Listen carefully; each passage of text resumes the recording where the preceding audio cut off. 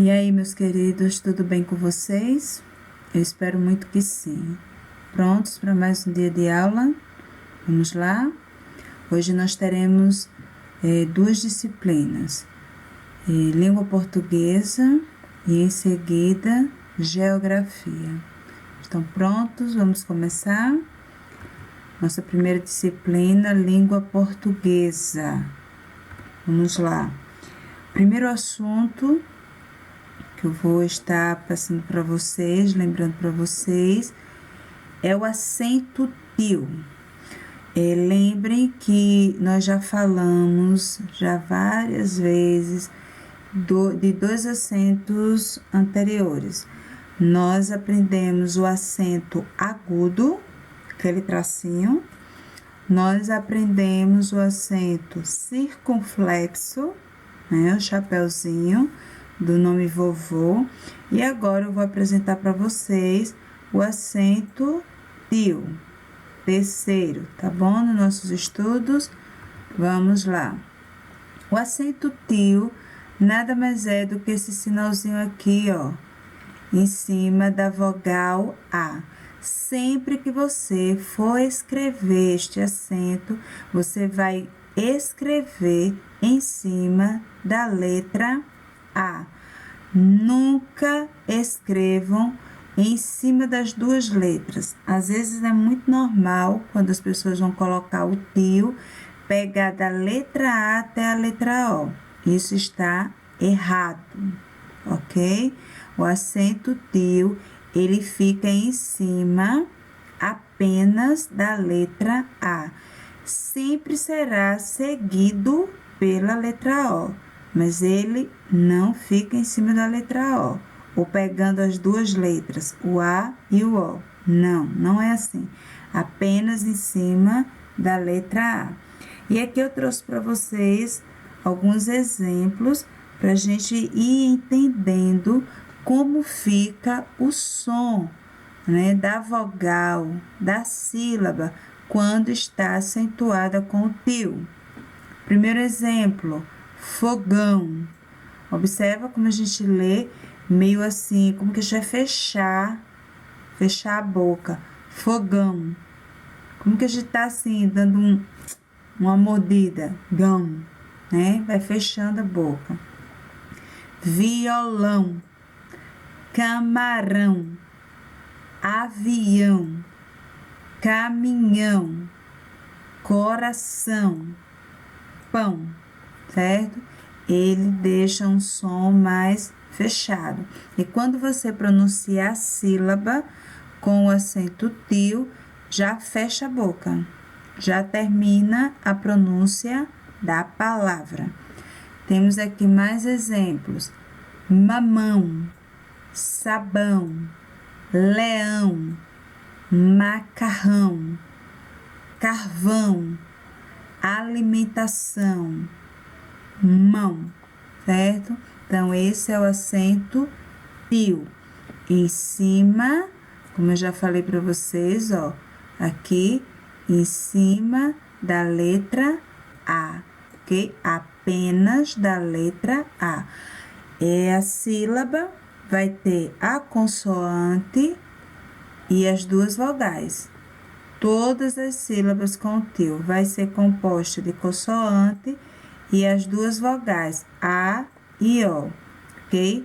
E o acento só fica sobre a letra A. Não façam errado de levá-lo até a letra O.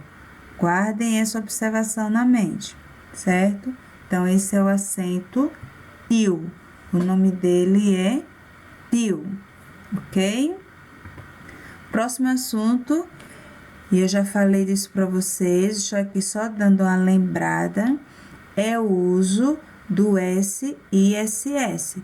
Quando é que nós usamos um S e quando nós usamos duas letras S, certo? Vamos só lembrar.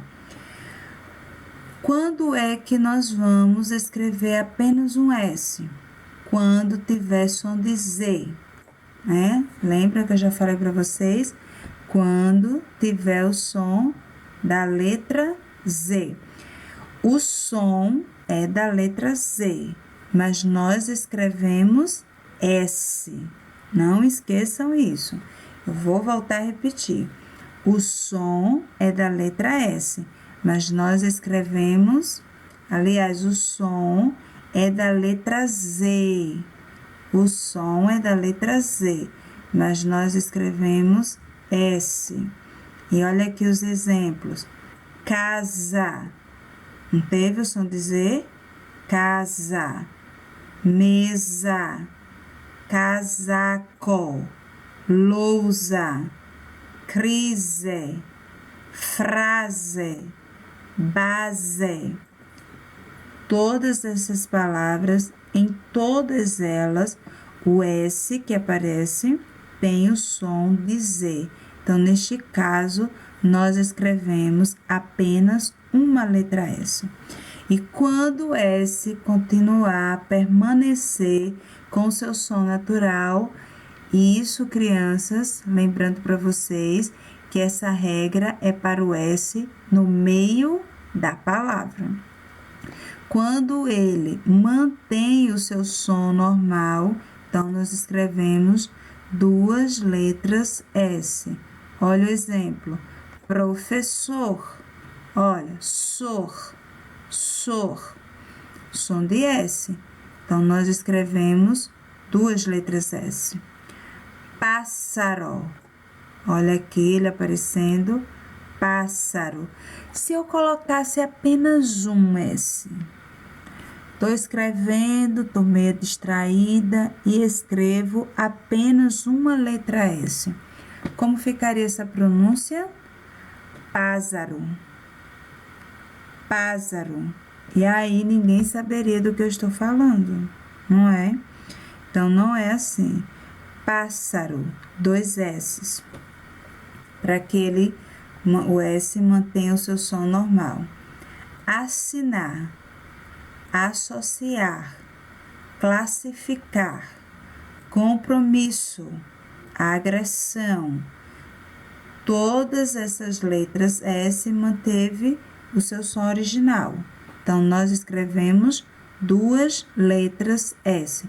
Quando ele tiver o som de Z, então a gente já sabe. Eu vou escrever apenas um S, ok? E volto a repetir para vocês. Essa regra do S ou dos S's é para quando ele aparece no meio da palavra. Quando ele aparecer no início da palavra, sempre será apenas uma letra S. Você nunca vai começar uma palavra com S botando duas letras S. Por exemplo, não tem aqui, mas eu vou falar para vocês. A palavra sapato. Não começa com S? Sapato. Mas eu não escrevo dois S's. Não escrevo, eu escrevo apenas uma letra S, ok?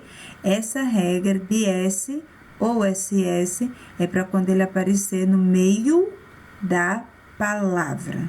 Ficou claro para vocês? Então, quando aparecer no meio, tiver som de Z, você coloca apenas uma letra S. Se ele mantém o seu som normal, são duas letras S. Espero ter esclarecido novamente para vocês.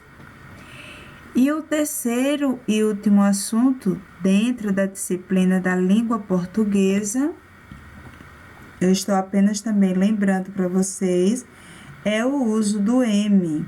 Quando nós vamos escrever o M? Antes da letra P ou da letra B, certo? Antes do P ou do B. Vamos para os exemplos para a gente lembrar mais uma vez. Nós temos aqui, ó, os exemplos. A palavra umbigo. Olha aqui. Antes do B. Quem é que eu escrevo? O M. Eu vou passar aqui para esse lado só para a gente ir fazendo assim, vendo, melhor dizendo, a diferença. Aqui na palavra banda, a consoante que vai aparecer aqui, ó, é a consoante D. Muito bem, D de dado. Então, Isso aqui é P? Não. É B? Não. Então, eu escrevo N. Todas as vezes que tiver esse som, an, en, in, on, né? Isso aí vocês viram quando vocês estavam aprendendo a ler dentro das sílabas complexas. Essa famíliazinha. An, en, in, on, Quando, depois dessa sílaba, vier qualquer outra consoante que não seja nem o P nem o B, você vai escrever o N. Se porventura é a letra P ou é a letra B, você escreve M. Vamos continuar nos exemplos. Sombra. Olha aqui, a família ON. Mas a próxima letra que vem é a consoante B. Então, eu escrevo M. Campo. Olha a letra P aqui, eu escrevo M. Tempero. Olha aqui, é o P. Estampa. É a letra P. E, por fim, bomba. É a letra B. Então, observe que antes dessas duas letras vai estar escrito a letra M e não N. Sempre antes do P e antes do B será a letra M. Nos demais exemplos que a gente tem aqui, a gente vai ver que usamos a letra N. Cantar, dançar, inteiro, cinto, vento. Observe que aqui é a letra T. Aqui é o cedilha, aqui é o T, mais uma vez é o T e por fim é o T. Então, nesses exemplos, a gente usa a letra N. A letra M será apenas antes dessas duas letras. Nas demais letras do alfabeto, nós vamos escrever o N antes. Entenderam? Espero que sim. E esses foram os nossos 3 assuntos dentro da disciplina Língua Portuguesa. Eu apresentei para vocês aí, lembrando, o tio, o uso de um S ou 2 S's e, por fim, agora o M antes de P e B, ok? Então, essa é a nossa disciplina da Língua Portuguesa. Qualquer dúvida, volta aí o vídeo, escuta novamente, ver novamente e aí a mente vai esclarecendo para vocês as dúvidas. E agora na matéria de geografia, ok? O assunto que nós vamos rever aqui dentro da matéria de geografia é a vida nos bairros. Eu quero aqui, nesse momento, você pegue o seu livro e abra na página 293. Então, você dá uma pausa no vídeo até você abrir o livro na página 293. E depois você dá play novamente e continua ouvindo, para que você possa acompanhar o assunto no livro, certo? E eu quero que você preste bem atenção, porque é possível que quando você ouvir essa aula, você vai dizer assim, oxe, a tia já falou disso, mas não era na disciplina de geografia. É porque a disciplina de história está trazendo para a gente um tema também muito parecido. Só que a abordagem, a forma de falar é destacando outras partes dentro do mesmo assunto, certo? Mas não confundam. A matéria agora é de geografia e nós vamos ver agora o assunto a vida nos bairros. À medida que eu for falando, vocês vão lembrando que a gente já viu isso na sala de aula, certo? E nós até já discutimos, já respondemos essa atividade. Então, abra aí página 293 e também na página 294, ok?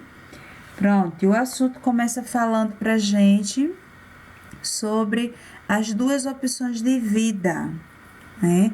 Tem muitas pessoas que gostam e que preferem e que escolhem morar nos centros urbanos, ok? Tá aqui a imagem para vocês, ó. Aqui no caso é um grande centro urbano. Dá para a gente ver muitos prédios aqui. Mas tem outras pessoas que preferem morar nos centros rurais, no campo mesmo. Preferem essa vida mais simples, com menos agitação. Cada vida oferece as suas vantagens e desvantagens, mas aí cada um escolhe a que é mais preferido, certo?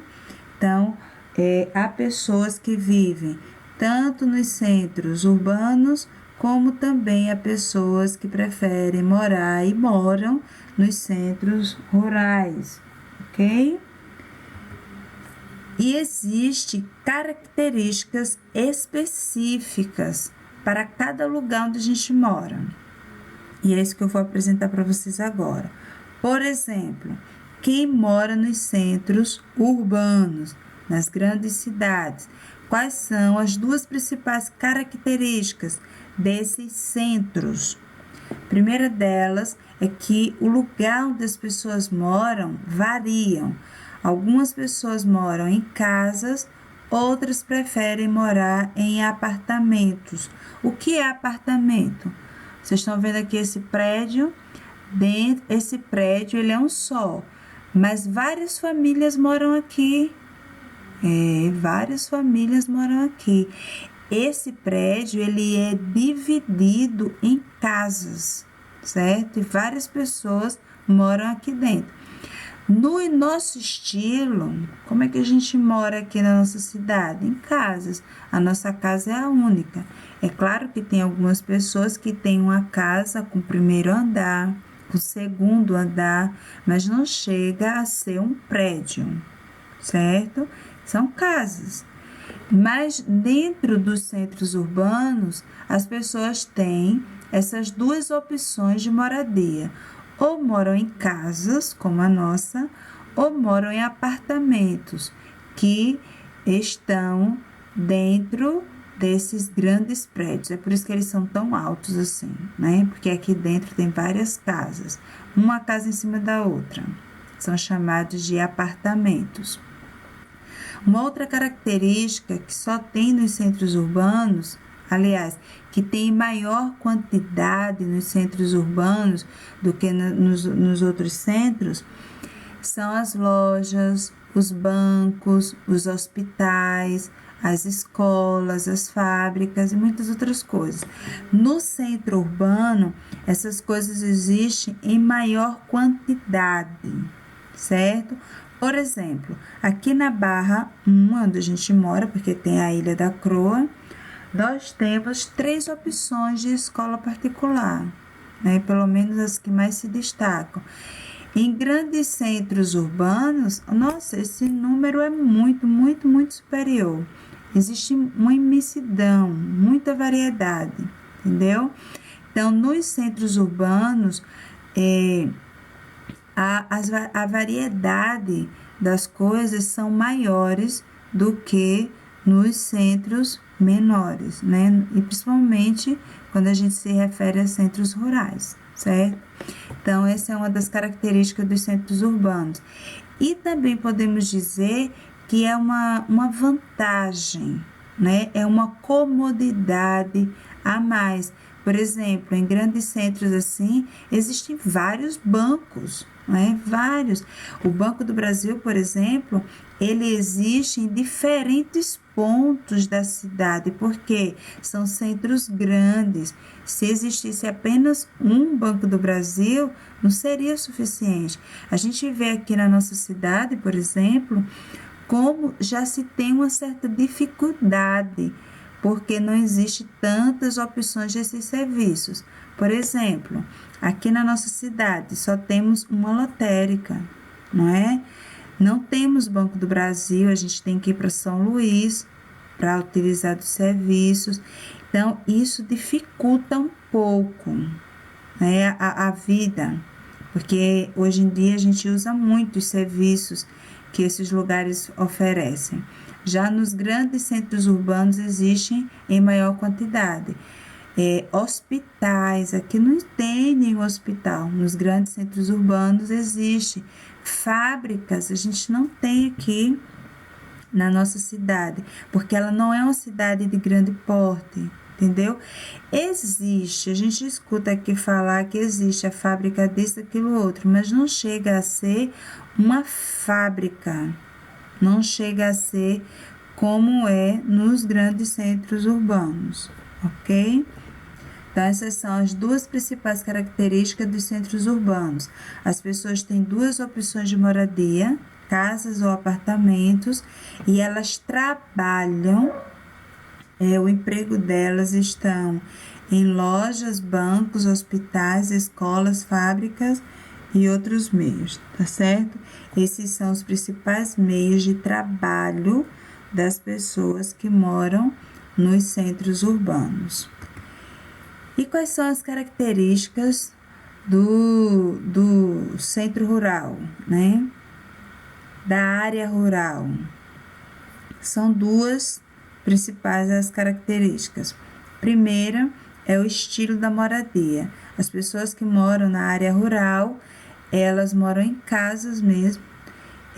Existem muitos sítios, um perto do outro, às vezes sítios distantes um do outro, dependendo do território, e fazendas. Fazendas são pedaços de terras maiores que sítios, certo? Onde as pessoas têm mais diversidade. Então, nós temos esses três, aliás, lugares onde as pessoas moram dentro da área rural, casas, sítios e fazendas.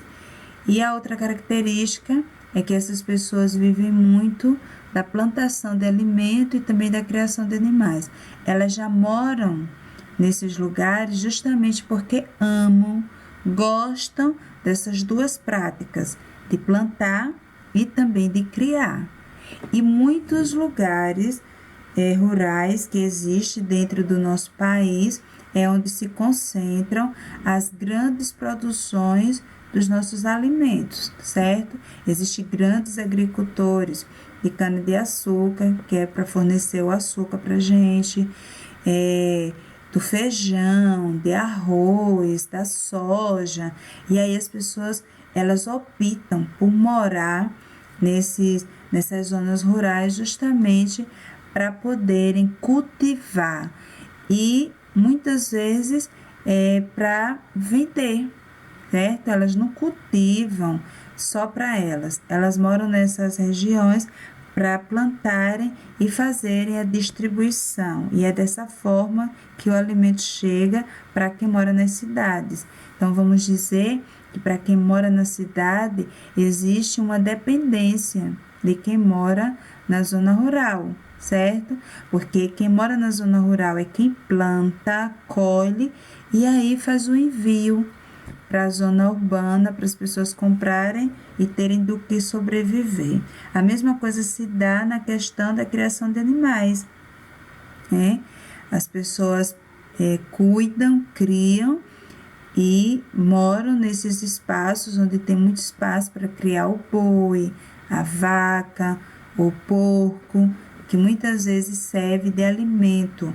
Eles não criam só para si, criam, depois faz o abate e vende, né, para os grandes supermercados dos centros urbanos. Entenderam? Essas são as principais características.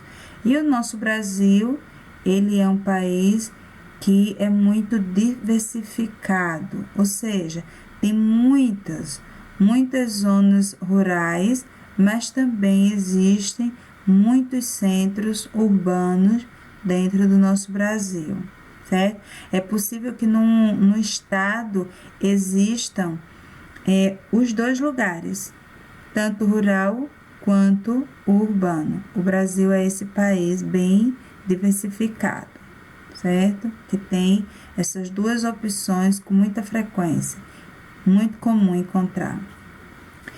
E quais são os serviços que estão disponíveis nos espaços urbanos, nos centros urbanos. O serviço que é disponibilizado para quem mora nas cidades são serviços assim mais amplos, né? Com mais opções do que os serviços que são fornecidos nas áreas rurais. Por exemplo, nos centros urbanos existe o serviço da eletricidade, água e esgoto tratados, né? Os esgotos nos centros urbanos não são a céu aberto, como a gente consegue ver muito aqui no lugar onde a gente mora. Às vezes a gente anda pela rua e a gente vê, né, o esgoto passando pelo canto do caminho. E no caso, quando a gente mora em lugar que ainda não é asfaltado, o esgoto corre pelo meio da rua mesmo, né? O dono da frente da casa cava e ali você vê. Já nos espaços urbanos, esse esgoto é tratado, é tudo por baixo, né? Do calçamento, da pista, da estrada que foi feita ali. Então, esses são os serviços disponíveis lá no centro, nos espaços urbanos. Temos também lá o transporte coletivo. Ele é fornecido através de ônibus, trem e metrô, né? A gente aqui na nossa cidade temos a opção do ônibus, mas não temos a opção do trem nem do metrô, porque esses serviços são disponibilizados só nos grandes centros urbanos. Um outro serviço são de bancos, como eu já falei para vocês, nesses grandes centros existem várias opções de bancos e o mesmo banco pode ser encontrado em vários bairros, entendeu? Existe uma quantidade maior. E por fim, o comércio variado. Tem nos grandes espaços urbanos, não existe 2 ou 3 lojas de roupa. É uma variedade, muitas, e de todas as marcas, de todos os preços. A mesma coisa a loja de calçado, loja de camp, para você comprar coisa para acampamento, instrumentos musicais. O comércio lá é muito variado nesses espaços urbanos, certo? A gente já tem visto o comércio chegando nas cidades menores, mas ele não é tão variado como é nos espaços urbanos, certo? Então, esses são os serviços que são disponibilizados nos espaços urbanos. É possível a gente ver todos esses serviços sendo fornecidos nos espaços urbanos menores? Mas não na proporção que é oferecido lá, ok? E por fim, para a gente terminar aqui o nosso assunto, como é que vai acontecendo esse crescimento? O bairro nem sempre, nos centros urbanos, nem sempre não, ele nunca começa já grande, né? Ele vai ampliando-se, chega uma certa quantidade de moradores ali, aí depois, como vocês estão vendo aqui na imagem, ó, há uma melhoria nas estradas. Então, porque o acesso daquele bairro melhorou, aí os donos de supermercado constroem um supermercado ali, as escolas também chegam até aquela localidade, ou abrem-se mais lojas e hospitais. E aí, essas coisas que vão chegando, vão agregando um valor àquele bairro e também vão ajudando ele a crescer, né? Às vezes a gente escuta muitas pessoas comentando que o bairro era tranquilo, mas depois que construíram um shopping aqui, nossa, o movimento duplicou, triplicou, não é mais a mesma coisa. Esses serviços que são oferecidos nesses bairros, eles facilitam a vida de quem mora ali e traz também um crescimento para aquela localidade. Então, às vezes começa como um lugar tão pequeno, mas à medida que vai existindo melhorias, principalmente de estradas, as pessoas vão chegando ali com mais fácil acesso e aí vão surgindo esses serviços que a gente acabou de falar para vocês: hospitais, supermercados, lojas, bancos, e aí esse bairro ele vai crescendo, certo? e crescendo, por consequência, a cidade que ele está inserido, ok? Entenderam o assunto? Acompanhe pelo assunto que está no livro e vocês vão entender completamente. E agora eu vou explicar para vocês a tarefa. Na frente da página, nós vamos começar com a tarefa da língua portuguesa. E aqui no primeiro quesito, eu estou pedindo para vocês ler as palavras que estão aqui dentro desse retângulo e em seguida vocês vão distribuir essas palavras na coluna certa. Ó, a palavra terminou em ão, você escreve aqui. Terminou em an, aqui. Ães, você vai escrever aqui. E se ela terminar em ões, você escreve aqui. Por exemplo, aqui já tem, ó, um exemplo. Leão. Leão. O plural seria leões. Terminar em ão, escreve aqui. Leões, você vai escrever na última coluna, certo? Mas não é para vocês escreverem o plural nem nada, não. É só para vocês olharem em que pedaço ela termina, em que sílaba, e escrever na coluna certa. Por exemplo, nós temos aqui, a primeira palavra do retângulo é pães. Pães, terminou em que pedaço? Ão, ães ou ões? Ães. Ok, pães, terminou A, E, S. Letra A, letra E, letra S e o tio. Então, você vai escrever ele aqui. Pães. Mão, terminou em A, O, tio. Então, ele é aqui. Mão. Campeões. Ó, terminou em O, E, S, tio. Campeões. É na última coluna. Maçã. Maçã só é o an. Então, você vai escrever aqui, ó. Entendeu? Você vai olhar a terminação da palavra e escrever na coluna correta. No número 2, eu estou pedindo para vocês escreverem 4 palavras. 4 palavras com 2 S's. Então, você vai escrever pássaro, vassoura. Quero 4. 4 palavras com 2 S's. 4 palavras com M antes de P e B. Você pode escrever tanto que vem antes do P como do B. Por exemplo, pomba, samba, também. Tá bom? Então, você vai escrever 4 palavras aqui dentro, certo? Com M antes de P e B. No verso da tarefa, você já vai ter aqui a aula de geografia.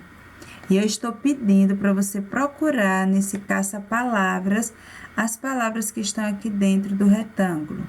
Palavra granja, fazenda, aves, sítios, chácaras, plantações e animais.